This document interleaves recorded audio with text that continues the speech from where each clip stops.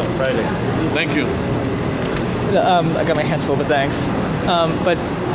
So why do you think Obama made those remarks about Reverend Wright today? I think he allowed the media to manipulate him into another fight with his pastor. His pastor has a right to speak out. Reverend Wright has been abused for all of these months. He stayed quiet, and who cares what time it is he's speaking? He had a right to do that. Barack Obama should have said, Reverend Wright is no longer an issue for me. I made my statement. I made it in Philadelphia. You want to know what I feel about Reverend Wright?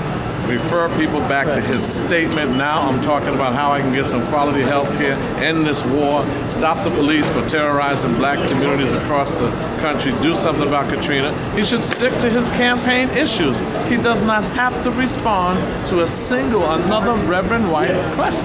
Who do you think he's looking to court or responding to when he makes these kind of remarks about Reverend Wright and distancing himself? I think it's the people around him, Axelrod and all of them are giving him bad advice, bad information. Whoever he's listening to is ill-advising him. This was an easy one. Reverend Wright said all of that. They asked him, what do you think about Reverend Wright's remark? I no longer have anything to say about Reverend Wright. Refer to my speech, that's it. That's all they have to do. Would you have done the same thing to Reverend Wright?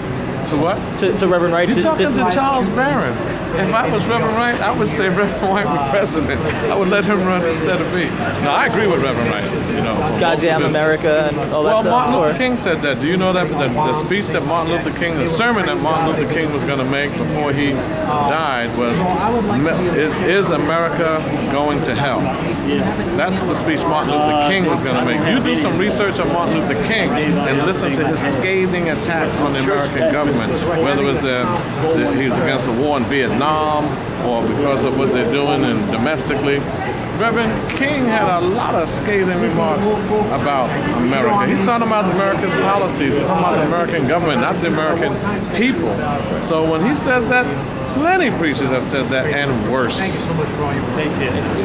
Very interesting.